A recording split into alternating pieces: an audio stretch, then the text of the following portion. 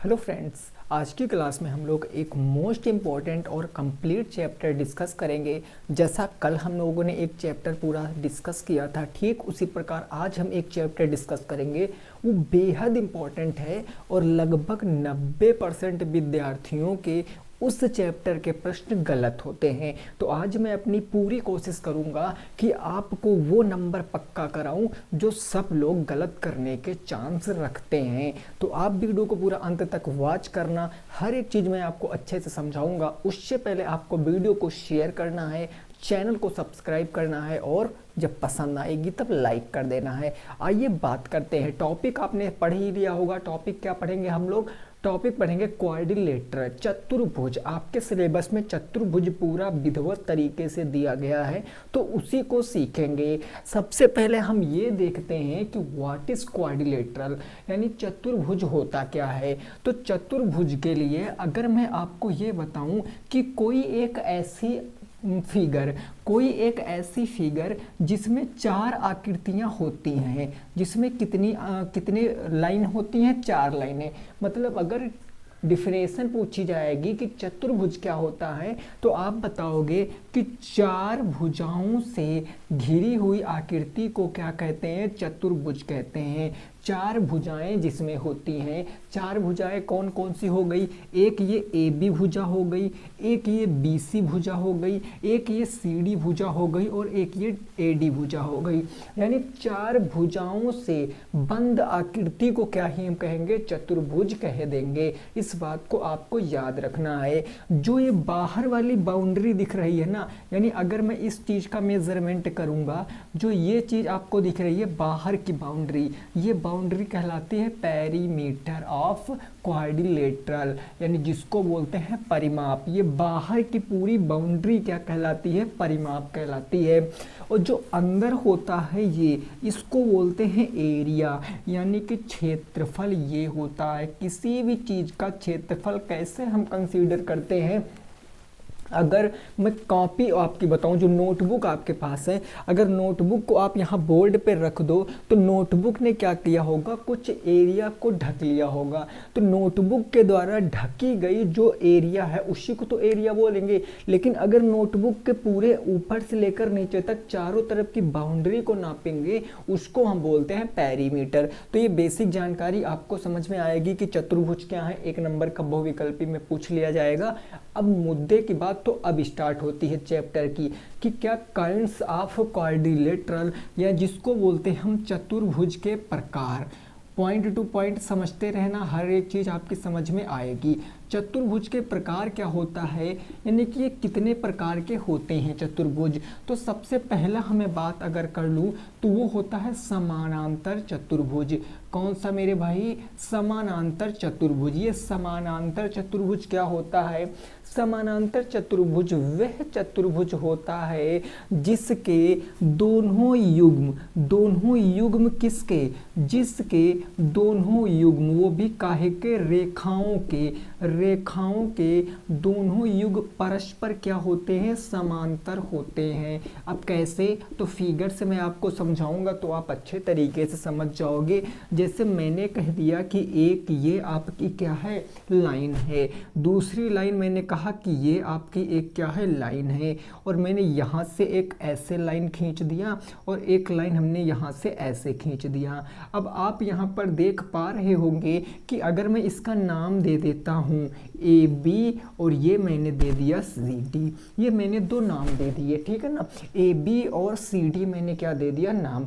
तो आप यहाँ पर देखो, क्या देखोगे कि इस वाले फिगर में अगर मैं आपसे कहूँ कि जो ए बी भुजा है वो पैरेलल है, ये जो चिन्ह बनता है ये पैरेलल का बनता है। A B is parallel to D C, यानी एक भुजा तो ये पैरेलल हो गया। ए बी बी सी के क्या? डी सी के क्या हो गया? पैरेलल। देन उसी प्रकार AD किसके पैरेलल है? BC के। यानी मैं कह सकता हूं कि AD किसके पैरेलल हो जाएगा? तो AD पैरेलल हो जाएगा AD BC के। ठीक है ना। AD किसके पैरेलल हो जाएगा, BC के। ये कैसे, तो जिस भी चतुर्भुज में आमने सामने की जो भुजाएं हुए वो क्या होती हैं, पैरेलल, यानी क्या होती हैं, समानांतर होती हैं, वो कैसा चतुर्भुज होता है, समांतर चतुर्भुज होता है। डिफिनेशन आपसे पूछी जा सकती है कि समानांतर चतुर्भुज किसे कहते हैं, तो आप याद रखोगे जिस चतुर्भुज के आमने सामने की भुजाएं समांतर होती हैं वह चतुर्भुज समानांतर चतुर्भुज होगा है। एक पॉइंट यहाँ पर आपको लिखना है कि इसमें समानांतर होती हैं, समानांतर का मतलब ये समांतर तो होंगी, बट अगर मैं कह दूं कि इक्वल होंगी कि नहीं होंगी, तो ये इक्वल बिल्कुल भी नहीं होती हैं। अगर ये x सेंटीमीटर है तो जरूरी नहीं कि ये भी x सेंटीमीटर हो, ये x+2 सेंटीमीटर भी हो सकती है। ये समानांतर होंगी बट ये बराबर नहीं होती हैं।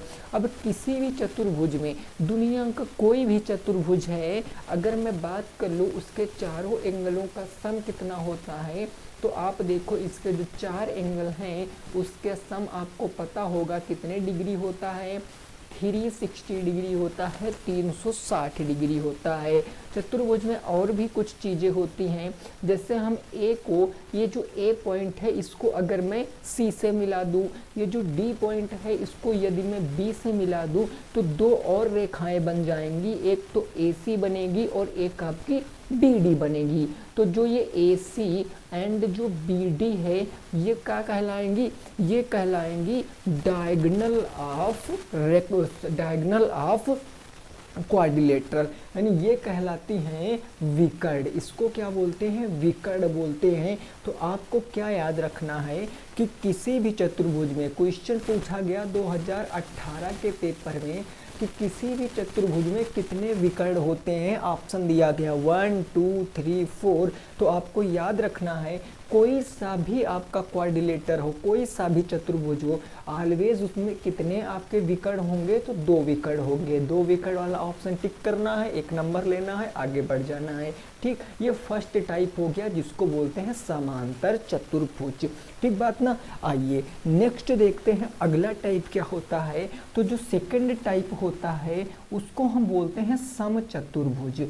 कौन सा चतुर्भुज बोलते हैं भाई, समचतुर्भुज। ये समचतुर्भुज क्या होता है, तो सम का मतलब क्या होता है, इक्वल, यानी यहाँ पर जो सारी भुजाएं होंगी ये कैसे, कुछ फिगर अगर मैं इसका ऐसे बना दूं, अगर मैं इसका फिगर ऐसे बना देता हूँ और मैं नाम दे देता हूँ कि ये ए बी हो जाएगा, ये सी डी हो जाएगा, ये चारों भुजाएं क्या हो जाएंगी, ये चारों भुजाएं आपस में बराबर होती हैं, यानी कि ये भुजा इस भुजा के बराबर, ये भुजा इस भुजा के बराबर, ये भुजा इस भुजा के बराबर। यानी इसमें कंडीशन क्या क्या बनेगी कि ए बी भुजा ही किसके बराबर होगा, तो ए बी भुजा बी सी के बराबर होगा, और यही बी सी भुजा सी डी के बराबर होगा, और यही सी डी भुजा ए डी के बराबर होगा। नाम से ही याद रखना है समचतुर्भुज। सम का मतलब इक्वल, बराबर। ऐसा चतुर्भुज जिसकी सारी भुजाएं बराबर होती हैं वो समचतुर्भुज कहलाता है। ठीक उसी प्रकार जिस प्रकार यहाँ चारों एंगलों का सम कितना है, 180 डिग्री है, उसी प्रकार यहाँ भी चारों एंगलों का सम 360 डिग्री है। ठीक उसी प्रकार चारों एंगलों का सम यहाँ भी कितना होगा, 360 डिग्री होगा, 360 डिग्री होगा। लेकिन अंतर क्या है, मेजर डिफरेंस क्या है जो क्वेश्चन बनाता है, अगर मैं इसके क्या कर दूं, डायगोनल खींच दूं, इसके मैं डायगोनल खींच दूं, तो ये एक दूसरे को 90 डिग्री पर काटते हैं। कितने डिग्री पर काटते हैं, 90 डिग्री पर। यानी यहाँ आपको लिखना क्या है कि इसके जो विकर्ण हैं, इसके विकर्ण एक दूसरे को समकोण पर काटते हैं, और यही बात पूछी जाती है एग्जाम में कि समचतुर्भुज में विकर्ण एक दूसरे को कितने डिग्री पर काटते हैं, वो 90 डिग्री पर काटते हैं। 3 होते हैं ऐसे, एक रेक्टेंगल होता है, एक स्क्वायर होता है, और एक आपका ये समचतुर्भुज होता है। ये 3 ही ऐसे चतुर्भुज होते हैं जिनके विकर्ण एक दूसरे को राइट एंगल पर काटते हैं। अब यहाँ आप देखोगे तो ये राइट एंगल नहीं बन रहा है, ये आपका कौन सा ऑब्ट्यूस एंगल बन रहा है, अधिक कोण बन रहा है, बट यहाँ 90 डिग्री पर काटेंगे। अगर ये 90 डिग्री पर काटते हैं तो आप यहाँ से सारा कुछ निकाल सकते हो। जैसे मैं आपसे इतना कहने की कोशिश कर देता हूँ, जैसे मैंने आपसे क्या कहा, हमने आपसे कहा कि ये साइड है 2 सेंटीमीटर, ठीक है, ये साइड 2 सेंटीमीटर मैंने कह दिया, ये साइड है आपकी 1 सेंटीमीटर। तो आपसे मैं पूछता हूँ कि ये साइड कितनी होगी, तो आप देखो यहाँ राइट एंगल ट्रायंगल बन रहा है भाई, ट्रिपलेट लगेगा। यहाँ पाइथागोरस प्रमेय 2 का स्क्वायर 4 माइनस 1 का स्क्वायर, यानी ये √3 आ जाएगी। तो ये सब अभी क्वेश्चन अभी मैं आपके कराऊंगा प्रीवियस ईयर के, तो ये कंसेप्ट आपको याद रखना है। फर्स्ट हो गया समानांतर चतुर्भुज, दूसरा हो गया समचतुर्भुज। आई होप आपको ये बात समझ में आ गई होगी। तीसरे टाइप पर पहुंचेंगे और तीसरा टाइप देखेंगे वो क्या होता है, उसको भी अपने को क्या करना है, समझना है। ठीक बात ना, ये आप समझ गए होंगे। आओ जरा तीसरा देखेंगे वो क्या होता है। भाई देखो ये सारी चीज़ें, ये चैप्टर ही ऐसा है जिससे आपको 2 से 3 नंबर तो आपको बिल्कुल विधिवत पक्के पक्के मिलेंगे, और मैं वही चीज़ आपको करा रहा हूँ जिससे आपके नंबर फिक्स हो जाएं। क्योंकि लास्ट टाइम में हमें फालतू की चीज़ें नहीं पढ़ना है, ना ही फालतू का ज्ञान लेना है। बस हमारा एक ही लक्ष्य होना चाहिए कि हम आने वाली जो 21 से 22 तारीख में जो भी पेपर है उसको हम अच्छे से कर पाएँ। तो ये बात आप विशेष तौर पर याद रखेंगे, ठीक है ना। तीसरा टाइप कौन सा आता है, थर्ड टाइप। थर्ड टाइप जो आपके सिलेबस में दिया गया है, जिसको बोलते हैं समलंब चतुर्भुज। ये कौन सा चतुर्भुज होता है, समलंब कौन सा चतुर्भुज है, तो जरा देखो मैं बात करता हूँ। ऐसा चतुर्भुज जिसकी क्या होंगी भाई, ऐसा चतुर्भुज जिसमें ये भुजाएं अगर मैं ऐसे कर देता हूँ, ये ऐसे मैंने बना दिया और ये ऐसे बना दिया। समलंब चतुर्भुज में क्या होगा, समलंब ऐसा चतुर्भुज होता है जिसमें एक जोड़ा भुजाओं का कितना, एक जोड़ा, मिनिमम एक जोड़ा क्या होगा, समांतर होगा। बस इतना ही आपको याद रखना है। जिस चतुर्भुज में भुजाओं का एक जोड़ा समानांतर होता है वही समलंब चतुर्भुज कहलाता है। यदि मैं इसका नाम दे देता हूँ P, ये हो गया Q, ये हो गया R और ये हो गया S, 4 पॉइंट हो गए। तो ये जो PQ भुजा है ये SR के क्या है, पैरेलल है। यानी मैं यहाँ पर कह सकता हूँ कि PQ is parallel to SR, ये पैरेलल हो गया। अब कुछ लोग सोचते हैं क्या ये ऐसे ही बन सकता है, नहीं, हम इसको ऐसे भी बना सकते हैं।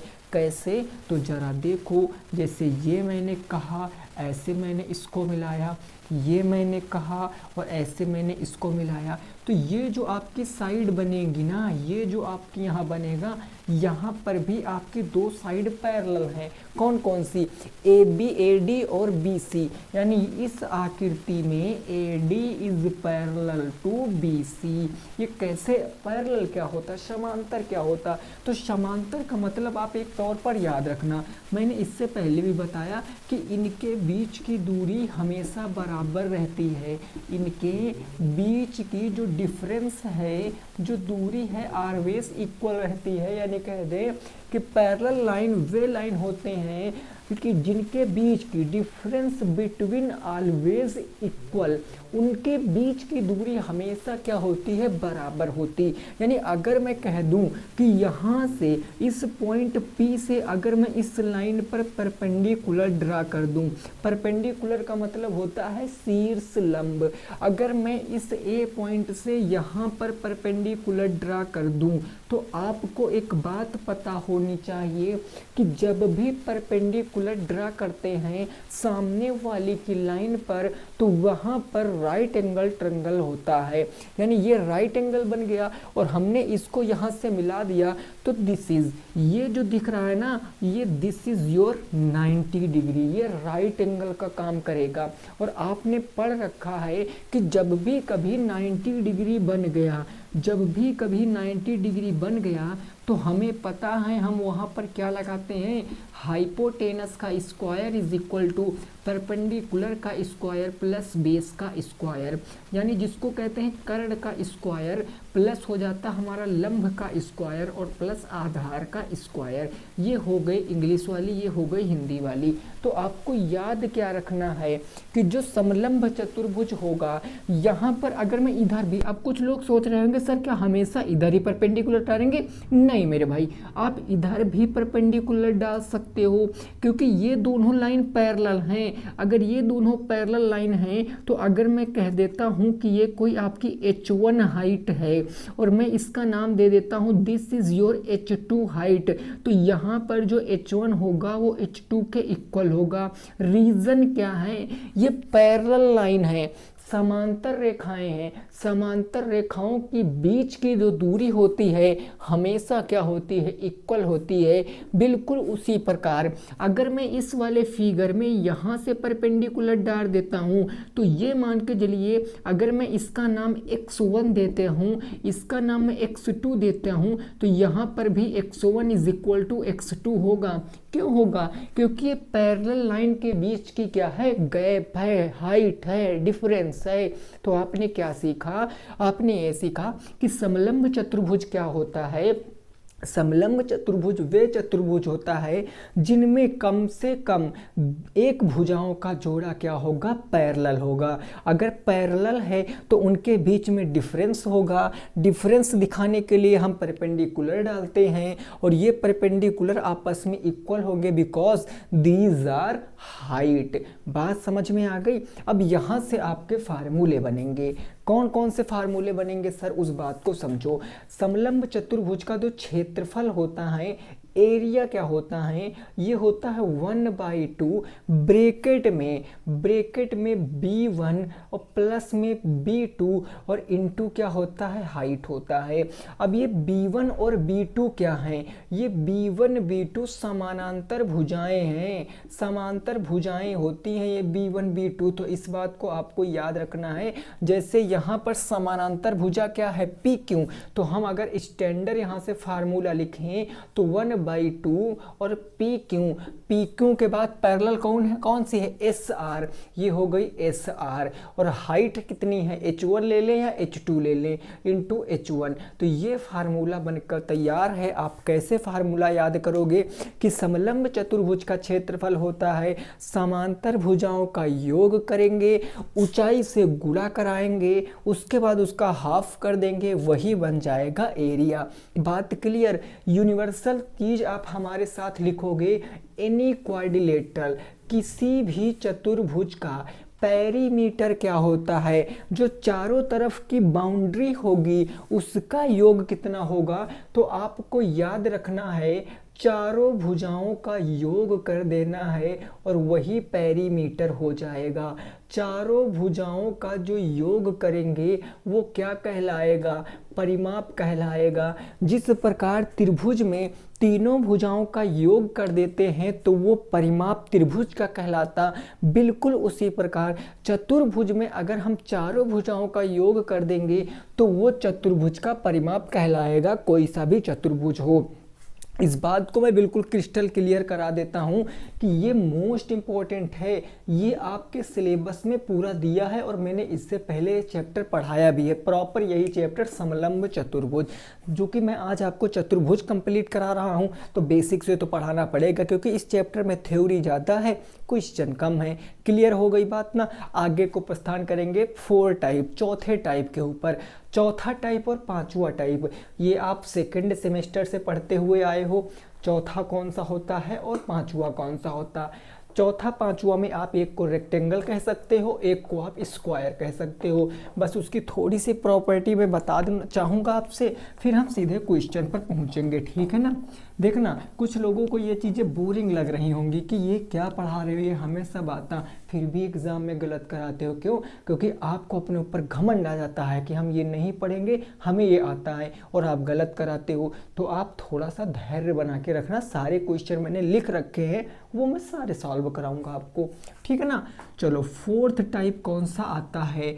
फोर्थ टाइप आता है रेक्टेंगल, जिसको हिंदी में क्या बोलते हैं, आयत बोलते हैं। अब आयत में क्या होगा भाई, आयत में दो चीज़ें होती हैं। जैसे मैंने एक आयत बना दिया, बात को मेरी समझने की कोशिश करना।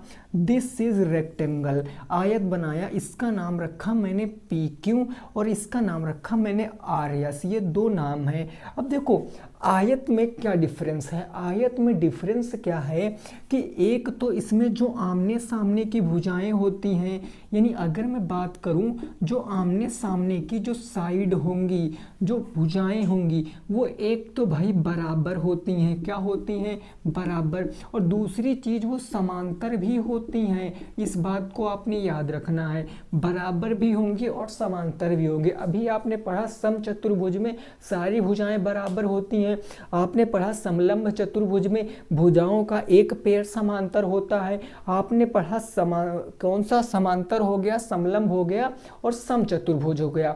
समचतुर्भुज में आपने सारी भुजाएं बराबर कर दी, समांतर में दोनों पेड़ क्या थे, समांतर थे।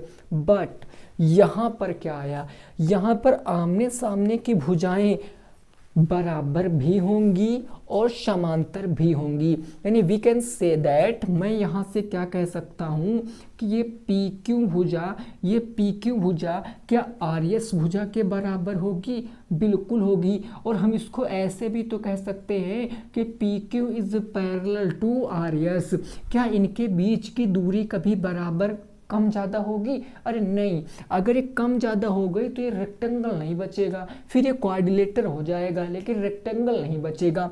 वैसे जैसे हमने इन दोनों भुजाओं को दिखाया, मैं बिल्कुल ऐसे ये भी तो दिखा सकता हूँ कि पी आर किसके बराबर होगा, क्यू आर के बराबर होगा, और इसको मैं ये भी तो कह सकता हूँ कि P R is parallel to Q R. क्यों, क्योंकि भाई अगर ये भुजा इस भुजा के बराबर है तो क्या इनके बीच की ये डिफरेंस कभी कम ज़्यादा हो सकती है, नहीं हो सकती है। क्या बोला मैंने, आप इस चीज को नोट करोगे। क्वेश्चन कैसे बनेगा, क्वेश्चन बनेगा वो कैसा, वो कौन सा चतुर्भुज है जिसके आमने सामने की भुजाएं बराबर भी होती हैं, समांतर भी होती हैं। 4 ऑप्शन देगा, सम चतुर्भुज, समांतर चतुर्भुज, समलंब चतुर्भुज या फिर आयत। आयत या आपका वर्ग भी दे सकता है, तो आप क्या टिक करोगे, आयत। बात समझ में आ गई है। इसकी बात को समझो, अगर मैं इसके डायगोनल को बना दूं, डायगोनल का मतलब क्या होता है, अगर मैं इसके विकर्ण को बना दूं तो इसके विकर्ण एक दूसरे को 90 डिग्री पर काटेंगे, जरूरी नहीं है यहाँ 90 डिग्री पर काटें, ऐसा जरूरी नहीं है, ठीक बात। तो आप यहाँ पर देख सकते हो, फर्स्ट जो 5 टाइप आता है लास्ट, स्क्वायर, जिसको क्या बोलते हैं हम, वर्ग बोलते हैं। ये वर्ग क्या होता है, स्क्वायर। स्क्वायर इसी का छोटा भाई होता है, बट कंडीशन लग जाती है कि स्क्वायर में जो चारों भुजाएं होती हैं, चारों भुजाएं वो बराबर होती हैं। क्या होती भाई, बराबर नहीं, बराबर, बा वाला बराबर होती है ना। यहाँ पर चारों भुजाएं बराबर होती हैं और उसके साथ साथ आमने सामने की भुजाएं क्या होती हैं, आमने सामने की भुजाएं यहाँ पर पैरेलल भी होती हैं, क्या होती, समांतर भी होती हैं। ये बात आपको याद रखना है, ठीक है ना। ये प्रॉपर्टी दोनों में कॉमन है। यहाँ पर आमने सामने की भुजाएं बराबर, बट यहाँ पर चारों भुजाएं बराबर। जैसे मैं यहाँ से बना देता हूँ एक आपका रेक्टेंगल स्क्वायर, मैं इसका नाम दे देता हूँ पी क्यू आर और एस। तो यहाँ पर जो चारों भुजाएं होंगी वो बराबर होंगी, यानी अगर मैं कह दूँ यहाँ पर कि पी क्यू किसके बराबर होगा, क्यू आर के बराबर होगा, आर एस के बराबर होगा और एस पी के बराबर होगा। चारों भुजाएं बराबर हैं। पी क्यू जो भुजा है ये किसके पैरेलल होगी, इसके सामने वाली एस आर के पैरेलल होगी। और क्या होगा, ये जो अगर मैं पी एस कह दूं, ये जो पी एस है ये किसके पैरेलल होगा, क्यू आर के पैरेलल होगा। ये प्रॉपर्टी हो गई, तीसरी प्रॉपर्टी, इसके चारों कोणों का सम 360 डिग्री होगा। लेकिन यहाँ पर बात आ जाती है कि जब हम इनके डायगोनल को मिलाते हैं तो ये एक दूसरे को 90 डिग्री पर काटेंगे, बिकॉज चारों साइडें क्या होती हैं, बराबर होती हैं। तो आप इनका डिफरेंस समझ गए हो, काइंड्स ऑफ क्वाड्रिलेटरल आप समझ गए हो। इसमें एरिया आपको ज्ञात करना पड़ेगा। इसका जो एरिया होता है वो लेंथ इंटू ब्रेथ होता है। इसका जो पेरीमीटर होता है वो 2l प्लस में b होता है। इसका जो डायगोनल होता है वो अंडर रूट के अंदर l square plus b square होता है। और इससे पहले भी मैंने ये जानकारी आपको दे रखी है, अभी 2-3 दिन ही पहले मैंने ये टॉपिक पढ़ाया था, तो आपको यहाँ से रिवाइज भी हो गया। इसका अगर मैं एरिया पूछूंगा तो भुजा स्क्वायर होता, इसका पेरीमीटर वही रहेगा 4 इंटू ए, और इसका अगर मैं डायगोनल की बात करूं तो डायगोनल होता है √2 इंटू के ए। बस जितना बेसिक था क्वाड्रिलेटर का मैंने बता दिया है। अब मैं क्वेश्चन आपको कराऊंगा, ठीक है ना। अब मैं क्या कराऊंगा, क्वेश्चन आपको कराऊंगा। बस फटाफट इस जानकारी को आप नोट कर लीजिए, देन अब शुरुआत करेंगे हम 1 बाय 1 करके क्वेश्चनों की। एक बार बोलो क्वेश्चन के लिए रेडी हो ना, तैयार हो। चलिए फर्स्ट क्वेश्चन मैं दे रहा हूँ, उसको आपको तुरंत उड़ाना है, ठीक है ना, तुरंत आपको सॉल्व करना है। देखो अगर आपने ये क्लास अंत तक ली, इस क्लास के बाद आप उठाना बुक, कोई भी पब्लिकेशन, ये कोई मायने नहीं रखता कि किस पब्लिकेशन से मैं पढ़ाता हूँ, कोई भी पब्लिकेशन उठा लेना, आपके क्वेश्चन बनेंगे, ये मैं दावे के साथ कह सकता हूँ, सारे क्वेश्चन बनेंगे, ठीक है ना। फर्स्ट क्वेश्चन देखो, फर्स्ट प्रश्न क्या लिख रहा है, मैंने कहा एक समलंब चतुर्भुज, एक समलंब चतुर्भुज जिसकी समांतर भुजाएं क्रमशः, जिसकी समांतर जो साइड हैं वो क्रमशः रेस्पेक्टिवली क्रमशः कितनी हैं, 8 सेंटीमीटर एंड 10 सेंटीमीटर, ये मैंने दे दिया। इफ़ हाइट, यदि हाइट कितनी मैंने दे दिया, मैंने हाइट दे दिया 5 सेंटीमीटर, तो मैं आपसे पूछता हूँ क्षेत्रफल क्या होगा। क्षेत्रफल ज्ञात करके आपको बताना है, एरिया क्या होगा ज्ञात करके आपको बताना है। तो ये आपका समानांतर चतुर्भुज हो गया। समानांतर चतुर्भुज दिया क्या गया है कि एक समानांतर चतुर्भुज है जिसकी जो पैरेलल लाइन है respectively 8 centimetre and 10 centimetre, height कितनी है 5 सेंटीमीटर, तो एरिया ज्ञात करना है। ये कैसा चतुर्भुज है, समांतर चतुर्भुज। नाम पढ़ा और दिमाग ने सीधे हमें निर्देश क्या दिए कि समानांतर का मतलब होता है कि जिसका समांतर नहीं, यहाँ समलंब कर लो तो ज़्यादा बेटर रहेगा, ठीक है ना। हम क्या कर सकते हैं, समलंब, यहाँ पर समलंब लिख लो, समानांतर का भी करा देंगे तो गड़बड़ हो जाएगा, समलंब कर लो। समानांतर का आगे मैं कराऊंगा, बट अगर समलंब पहले सीखोगे तो ज़्यादा अच्छे समझ आएगा। समानांतर में डायरेक्ट बता दूंगा तो दिमाग में माथा पच्ची हो जाएगा। समलंब चतुर्भुज हो गया।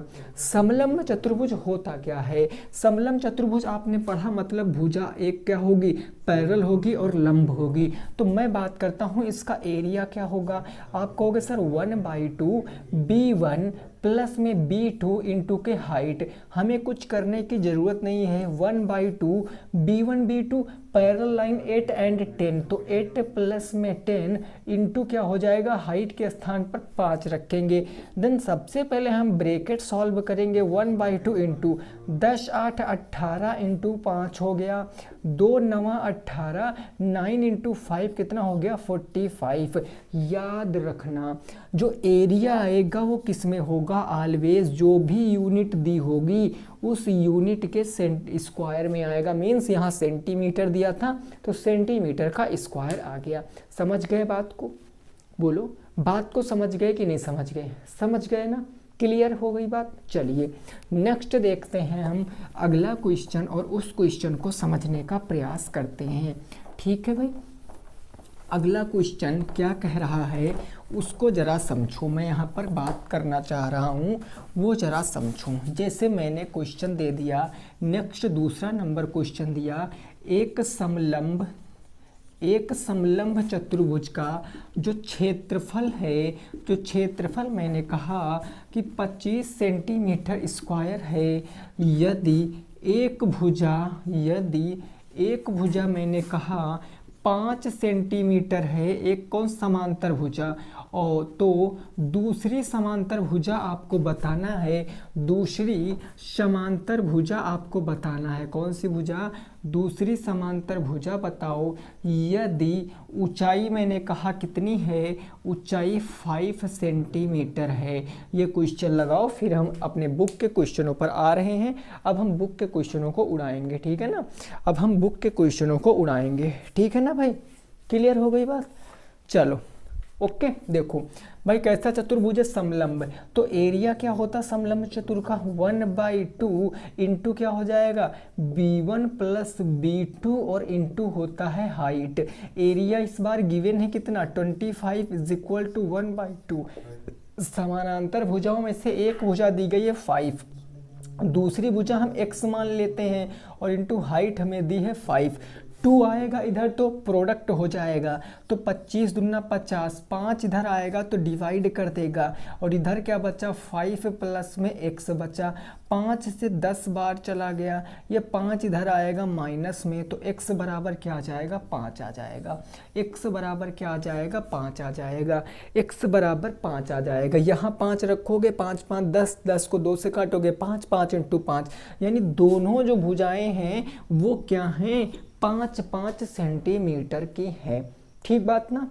क्लियर बात हो गई। चलिए अब मैं आपको जो बात बताने जा रहा हूँ, बिल्कुल कॉपी पेन रख देना है और सीधे बोर्ड पर देखना है, क्योंकि जो चैप्टर का क्वेश्चन अब मैं आपको बताऊंगा वो सारा डिपेंड करेगा इस कॉन्सेप्ट के ऊपर। तो आप अपनी कॉपी पे हेडिंग लगा लीजिए, साइक्लिक क्वाड्रिलेटर, या जिसको बोलते हैं चक्रीय चतुर्भुज। चक्रीय चतुर्भुज को इंग्लिश में बोलते हैं साइक्लिक क्वाड्रिलेटर। मैं आपसे पूछता हूँ व्हाट इज साइक्लिक क्वाड्रिलेटर? कोई बता सकता है? मैंने पूछा व्हाट इज साइक्लिक क्वाड्रिलेटर, तो कई लोग बताओगे कि ऐसा क्वाड्रिलेटर जिसके चारों एपेक्स वृत्त के, सर्कल के सर्कमफेरम पर होते हैं, वही क्या कहलाता है? साइक्लिक क्वाड्रिलेटर कहलाता है। आपने कहा नहीं भैया हमें समझ में नहीं आया। हमने कहा अच्छा आओ इधर, मैं आपको समझाता हूँ। कैसे? जरा देखो। अगर मैं कहता हूं कि ये मान लिया हमारा क्या है, एक आपका मैंने सर्कल खींच दिया, सर्कल गोल बना हुआ है, आप इमेजिन कर लेना this is your goal circle. ये आपका गोल सर्कल बिल्कुल गोल, रेडियस इसकी सेम है। अगर मैंने एक सर्कल बना दिया और इस पर मैंने कोई 4 पॉइंट ले लिए, हमने कहा एक ये पॉइंट, एक ये पॉइंट, एक ये पॉइंट, एक ये पॉइंट, 4 पॉइंट। हमने इन चारों पॉइंटों को मिला दिया, चारों पॉइंटों को क्या कर दिया? मिला दिया। तो जब इन चारों पॉइंटों को हमने मिला दिया तो एक हमारा क्वाड्रिलेटर तैयार हो गया। चतुर्भुज 1 2 3 4 साइड से घिरी एरिया को क्या कहते हैं? चतुर्भुज। इसका मैं नाम दे देता हूँ, मान लिया ए है, बी है, सी है, डी है, 4 पॉइंट हैं। तो आपसे पूछेगा चक्रीय चतुर्भुज क्या होता है, तो आप बताओगे कि ऐसा चतुर्भुज जिसके चारों जो शीर्ष हैं, जो चारों एपेक्स हैं, वह कहाँ स्थित हों? वह वृत्त की परिधि पर स्थित हों। परिधि का मतलब समझ रहे हो ना? व्हाट इज परिधि? समझ रहे हो? परिधि का मतलब क्या होता है? सर्कमफेरम, बाउंड्री, परिमाप पर स्थित हो। ये परिमाप ही तो है, ये बाउंड्री ही तो है, यही होते हैं। तो ये पहले डिफिनेशन आपने समझ लिया। अब समझो यहाँ पर जो बात क्या आती है? प्रॉपर्टी। प्रॉपर्टी अगर हम देखेंगे किसकी, तो प्रॉपर्टी ऑफ साइक्लिक क्वाड्रिलेटर। क्या प्रॉपर्टी होती है जरा समझ के चलना है। फर्स्ट प्रॉपर्टी कि चारों एंगलों का सम तो भाई वही होगा। एनी क्वाड्रिलेटर, अगर मैं चारों एंगलों का सम करूंगा तो 360 डिग्री आएगा, 360 अंश आएगा। चारों एंगल, इसका सम, इसका सम, इसका सम, इसका सम, चारों एंगलों का सम एक कितना आएगा? 360। बट सेकंड प्रॉपर्टी क्या है? जो आमने सामने के एंगल होते हैं, मैं कह दूं अगर मैं एंगल ए ले लिया, मैंने कहा एंगल ए है, इसके सामने एंगल कौन सा? बिल्कुल ठीक सामने एंगल सी है, तो आमने सामने के एंगलों का सम क्या होता है? 180 डिग्री होता है। क्यों होता है? क्योंकि ये होते हैं रैखिक युग्म। आप लिखोगे किस प्रॉपर्टी के कारण? तो रैखिक युग्म की प्रॉपर्टी के कारण जो आमने सामने के एंगल होते हैं इनका मान कितना होता है? 180 अंश होता है। बात क्लियर? अब कहोगे क्या यही होगा? नहीं, यहाँ एक और भी तो जोड़ा है, यानी मैं कह सकता हूँ एंगल डी, इसके सामने है एंगल बी, अगर मैं इनका सम करूँगा तो 180 डिग्री आएगा। सेम रीजन ये क्या है? रैखिक युग्म है मेरे भाई। क्या है? रैखिक युग्म है। समझ गए? पहली प्रॉपर्टी चारों एंगलों का सम 360 डिग्री। यहाँ पर बात करेंगे तो रैखिक युग्म आमने सामने के कोणों का सम 180 डिग्री होता है।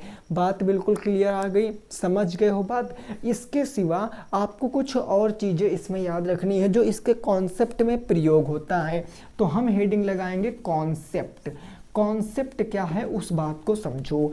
कॉन्सेप्ट ये कहता है कि जो भी एक वृत्त होगा, अगर हम वृत्त से इसको अर्धवृत्त लिख दें, अर्धवृत्त का मतलब क्या होता है? आधा वृत्त। अर्धवृत्त में बना कोण हमेशा कितने डिग्री का होगा? अर्धवृत्त में बना कोण मैं आपसे बता दूं ऑलवेज 90 डिग्री का होता है। और इस प्रॉपर्टी पर बेस 3 बार क्वेश्चन आया है आपके पेपर में। जो भी अर्धवृत्त में बना कोण होगा वो कितने डिग्री का होगा? 90 डिग्री का होगा। कैसे? तो आओ इधर समझाते हैं। ये आपका एक अर्धवृत्त है भाई, बताओ ये आपका एक अर्धवृत्त है कि नहीं है?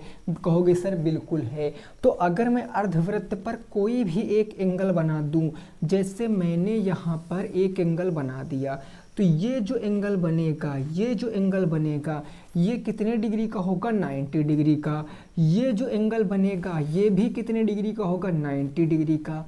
ये जो एंगल बनेगा ये भी कितने डिग्री का होगा? 90 डिग्री का। आप कितने भी एंगल बना लो वो सारे कितने डिग्री के होंगे? 90 डिग्री के। क्योंकि अर्धवृत्त में बना कोण कितने डिग्री का होता है? 90 डिग्री का होता है। ये कंसेप्ट मोस्ट इंपॉर्टेंट कंसेप्ट है। मोस्ट इंपॉर्टेंट होते कई सारे हैं लेकिन पढ़ना वही है जिससे क्वेश्चन आए हुए हैं, वही से क्वेश्चन आएंगे। पीएनपी ज्ञानी नहीं है, पीएनपी को ज़्यादा नहीं आता है, वो वहीं से क्वेश्चन पूछेंगे जो उन्होंने पूछा हुआ है। दूसरा कंसेप्ट क्या है? Concept number 2। कंसेप्ट नंबर 2 ये कहलाता है कि केंद्र पर बना कोण। इस बात को याद रखना, वृत्त के जो सर्कल के सेंटर पर बना कोण, केंद्र पर बना जो कोण होता है, बना कोण कितना होता है? केंद्र पर बना कोण याद रखना परिधि पर बने कोण के 2 गुना होता है। परिधि पर बने कोण के कितने गुना होगा? कोण के हमेशा 2 टाइम्स होगा, 2 गुना। आप कहोगे हमें समझ नहीं आया। हमने कहा समझो इधर। हमने एक क्या बना दिया? आपके सामने सर्कल बना दिया, और सर्कल बनाया तो इसका कोई ना कोई सेंटर होगा। आप कहोगे बिल्कुल होगा। हमने यहाँ से एक कोड खींची। कोड का मतलब जानते हो? जीवा। जीवा। अगर मैं इसका नाम ए बी दे देता हूँ और इस जीवा से मैंने एक एंगल ऐसे खींच दिया, ऐसे एंगल ये सी पर काट रहा है, तो यहाँ पर देखो ये जो एंगल है, ये एंगल है, ये एंगल मैंने माना कि थीटा है। थीटा इन द सेंस कोई भी एंगल हो सकता, ये थीटा है। और आपसे पेपर में ये क्वेश्चन, ये एंगल पूछ लेगा, ये वाला एंगल, तो ये एंगल कितना होगा? ये हमेशा भाई देखो ये एंगल कहाँ बन रहा है? परिधि पर, और ये एंगल सेंटर पर बन रहा, तो ये क्या हो जाएगा? 2 टाइम्स हो जाएगा, 2 थीटा हो जाएगा। तो आपको याद क्या रखना है? आपको याद ये रखना है कि जो भी एंगल परिधि पर बनेगा, एक ही कोड से, एक ही जीवा से वृत्त की परिधि पर बना कोण वृत्त के केंद्र के बना कोण का आधा होता है। अपोजिट इसका कर लो, एक ही जीवा से वृत्त के केंद्र पर बना कोण परिधि पर बने कोण के 2 गुना होता है। This is your first concept. हम सारे कंसेप्ट खत्म। Tata bye bye. क्वेश्चन के आंसर बताओ। क्वेश्चन के आंसर बताओ, जल्दी थोड़ा सा करना है आपको, क्वेश्चन के आंसर बताना है क्योंकि सारा कंसेप्ट ख़त्म हो गया, कुछ ऐसा भी कंसेप्ट नहीं बचा जो मैंने आपको नहीं पढ़ाया है। और देखना यहाँ से आप अगर ये क्लास ले रहे हो ना, इस क्लास को देखने के बाद आप पेपर देकर आओगे, और आप पेपर देकर आओगे मैसेज करके ज़रूर बताओगे, कहोगे, मजबूर हो गए कहने के लिए सर कोऑर्डिनेटर का जो भी क्वेश्चन आया वो इन्हीं कंसेप्ट से आया है। बस पढ़िए तो अब आप एक बार अभी तो कोशिश कर लीजिए पढ़ने की, बाकी चीज़ें बात की हैं। तो क्वेश्चन कुछ इस प्रकार से है, क्वेश्चन ज़रा समझना, क्वेश्चन इस प्रकार से है, क्वेश्चन मैंने दे दिया, एक आपके सामने मैंने सर्कल ड्रा कर दिया, एक हमने आपके सामने सर्कल ड्रा कर दिया, ठीक है। हमने कहा कि ये क्या है, सेंटर है, ये सेंटर है जिसका नाम मैंने ओ से रिप्रेजेंट कर दिया। अब इस पर 4 पॉइंट हैं, 4 पॉइंट हैं, ए और ये हो गया बी, ऐसे करके एक पॉइंट ये, एक पॉइंट ये, चारों कोणों पर। तो एक ये कोण हो गया, ठीक है ना, यहाँ पर, और एक यहाँ से मैंने ऐसे कर दिया, और ये मैंने एंगल ऐसे यहाँ पर बना दिया, ठीक है ना, ऐसे मैंने यहाँ पर ये कर दिया और यहाँ पर मैंने ये कर दिया, ठीक है, कोई दिक्कत नहीं। ओके, बात डन हो गई ना। अब देखो, अब मैं आपसे क्या पूछना चाह रहा हूँ, मैं आपसे पूछना चाह रहा हूँ, जैसे मैं इसका एक नाम दे देता हूँ, ए बी सी और डी, आपको मैंने ये नाम दे दिया। मैंने कहा सिद्ध करो, मैंने क्या कहा कि सिद्ध करो, प्रूव करो। क्या प्रूव करना है कि जो एंगल ए ओ सी है, angle A O C is equal to 180 degree, 180 अंश है। मतलब ये जो एंगल है, ये एंगल, ये 180 अंश है, आपको प्रूव करना है। कैसे प्रूव करोगे, कुछ भी नहीं दे रखा, कोई भी मान नहीं दे रखा, आपसे पूछा है सिद्ध करो कि angle A O C 180 degree है। कैसे सिद्ध करोगे आप, कैसे सिद्ध करोगे आप, कैसे, देखो एक सेकंड रुकना भाई साहब,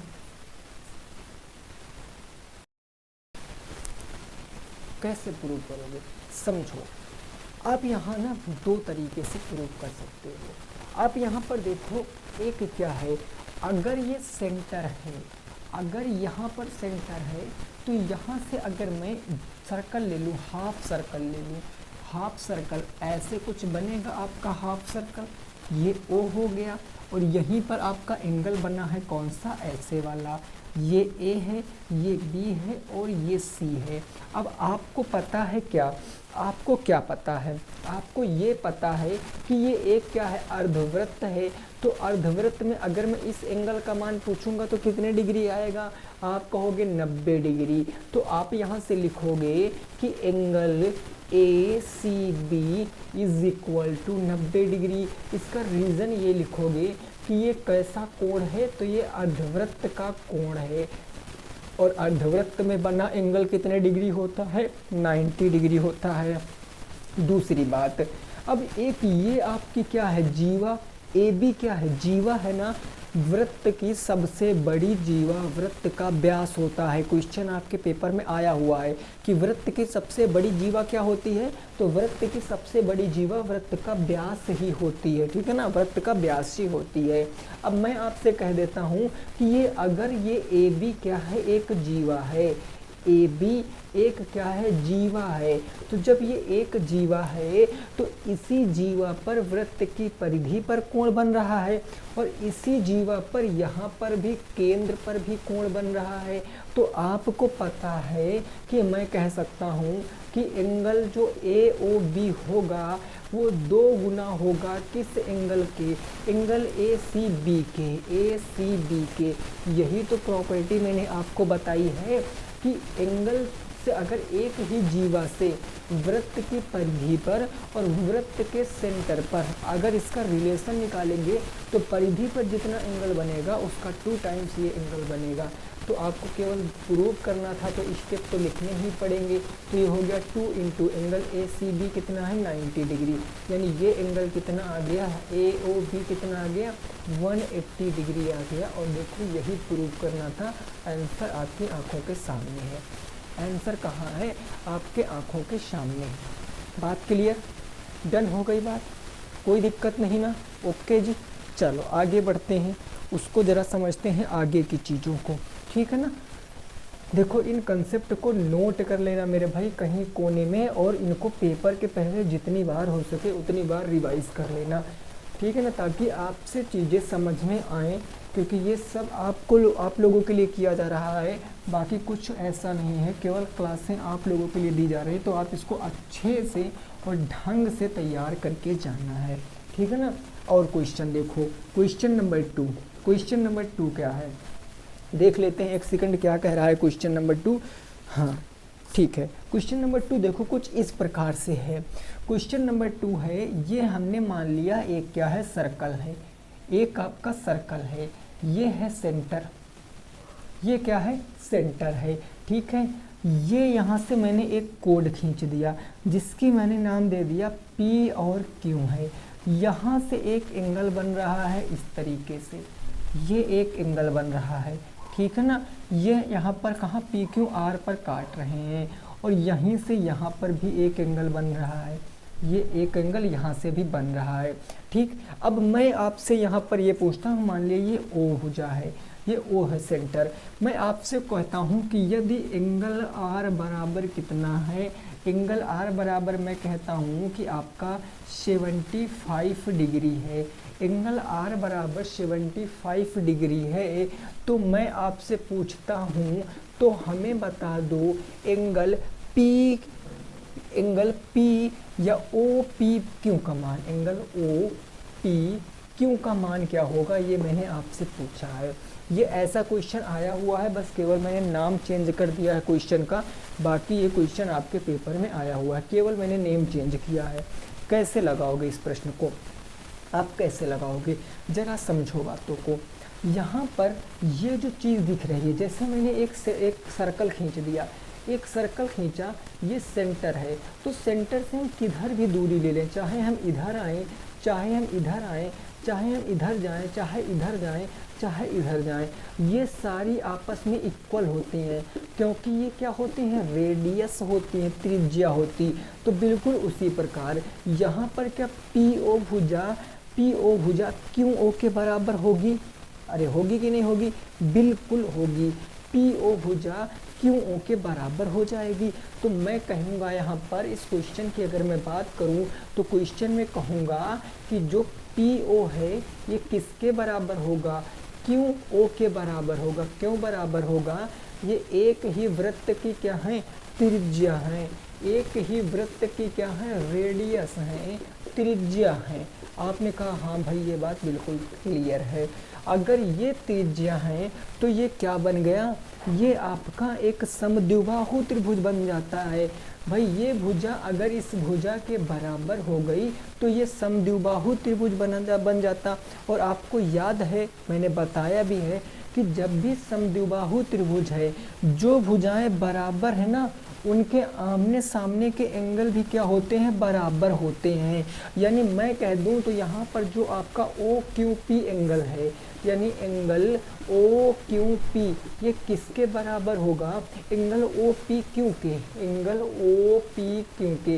ये क्यों होगा, क्योंकि करस्पॉन्डिंग एंगल है। कौन से एंगल हैं, करस्पॉन्डिंग एंगल, मतलब संगत कोण है। ये बात आपको याद रखना है, ये संगत कोण है, करस्पॉन्डिंग एंगल होते हैं।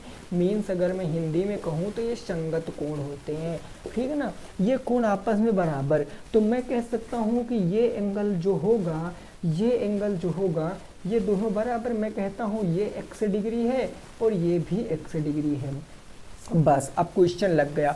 देखो अगर ये एंगल आपका 75 डिग्री, तो ये एंगल कितना होगा। अगर मैं आपसे कहूँ कि एंगल POQ की वैल्यू क्या होगी, तो POQ की वैल्यू आप यहाँ से निकालोगे अगर, तो एक ही जीवा से सरकमफेरेंस पर भी एंगल बन रहा है, सेंटर पर भी एंगल बन रहा है। तो सेंटर पर बना एंगल जो इस एंगल का होगा, कौन सा एंगल, P और कौन सा है R और कौन सा है पी आर और क्यू, इस एंगल का क्या होगा 2 गुना हो जाएगा। बस आप यहाँ से निकालो इस एंगल का मान, ये है 75 इंटू 2 करोगे तो ये एंगल कितना आएगा 150 डिग्री आ जाएगा। यानी ये एंगल कितना हो गया 150 डिग्री का हो गया। अब ये एंगल अगर 150 डिग्री का है तो इस वाला त्रिभुज देखो, त्रिभुज पी ओ आर देखो, आप यहाँ पर देखो त्रिभुज पी ओ आर में तीनों एंगलों का सम कितना होता है 180। इन तीनों का सम कर दो, तो इन तीनों का सम करोगे x डिग्री प्लस में x डिग्री प्लस में 150 डिग्री और बराबर 180 डिग्री। अब ये 150 इधर जाएगा तो माइनस कर देगा और x क्या आ जाएगा 2x degree is equal to 180 degree minus में 150 डिग्री। यहाँ से आएगा कितना 30 आ जाएगा और ये 2 जाएगा इधर काट देगा, 2 जाएगा तो 15 डिग्री। यानी किस एंगल का मान आपसे पूछा था ओ पी क्यू, तो चाहे ओ पी क्यू पूछे या ओ क्यू पी पूछे ये दोनों कितने डिग्री होंगे 15 डिग्री के होंगे। तो क्या बात आपकी समझ में आ गई कि नहीं आ गई। केवल मैंने इस क्वेश्चन में नाम चेंज किया था, आपके बुक में ABC दिया था, मैंने PQR दे दिया है। इसका मेन रीज़न ये है कि इसलिए चेंज करना पड़ता है, फिर आप कहोगे कि सर क्या आपने जो पढ़ाया वो आया ही नहीं पेपर में। आता मेरे भाई वही है, लगभग सब कुछ वही आता है। कॉन्सेप्ट देखा करो, क्वेश्चन मत देखा करो, क्वेश्चन नहीं फंसते हैं बिल्कुल वैसे। हाँ बुक के क्वेश्चन जरूर फंसते हैं और मैंने बुक सारी सॉल्व कराई है। पवन सीरीज मैंने सॉल्व कराई, मैंने 2 पब्लिकेशन भी सॉल्व कराए, अदर के क्वेश्चन भी सॉल्व कराए। जाओ तो प्लेलिस्ट तो चेक करिए आप एक बार, प्लेलिस्ट अगर सारी कंप्लीट कर दी तो काम ख़त्म, फिर कहीं से भी क्वेश्चन आ जाए आप कर पाओगे। ठीक है ना, टाइम है उसको देखो अच्छे से चैनल पर जाकर। तो मैंने लगभग क्वाड्रिलेटर आपका पूरा ख़त्म कर दिया, लगभग क्या पूरा ख़त्म ही कर दिया। अब उम्मीद करते हैं आपको ये बात समझ में आ गई होगी। अब यहाँ से कोई भी क्वेश्चन आएगा तो आप कर पाओगे। अगर कुछ ऐसा जो मैंने यहाँ पर नहीं बताया है और आपके सिलेबस में है तो आप कमेंट करना, नेक्स्ट क्लास में थोड़ा सा टाइम लेकर उसको भी बता दूँगा। नेक्स्ट चैप्टर ही हम डिस्कस करेंगे, बट अगर कुछ ऐसा लगता है कि मैंने नहीं बताया तो आप कमेंट करना, मैं उसको वहाँ पर ज़रूर ऐड कर दूंगा। ठीक है ना, बिल्कुल थोड़ी सी जगह में ऐड कर दूंगा और मैं बता दूंगा। ठीक, बस आपको पढ़ना है, एक ही है कि आपका जब रिज़ल्ट आए तो आप केवल हमसे ये कह सकिए कि जितना मैंने पढ़ाया वो पेपर में आया और मैं अच्छा नंबर पाया। बस आप इतना चीज़ हमसे कह दीजिए, बस ठीक, सारी मेहनत वसूल। ठीक है ना, चलिए मिलेंगे नेक्स्ट क्लास में, तब तक सभी साथी रखेंगे अपना ख्याल। जय हिंद, जय भारत और वंदे।